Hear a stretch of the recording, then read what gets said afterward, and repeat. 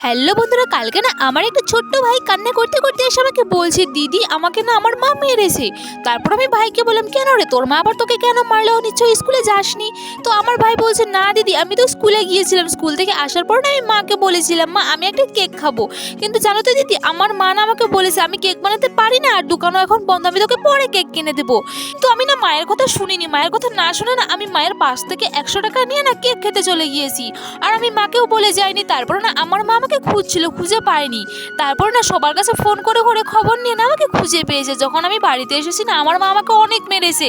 আর জানো তো দিদি, আমি টাকাটা না বলে নিয়েছি বলে না আমার মা আমাকে বলেছে কোনোদিন আর চকলেট কিনে দেবে না, কেকও কিনে দেবে না। এখন না আমি কি করব দিদি?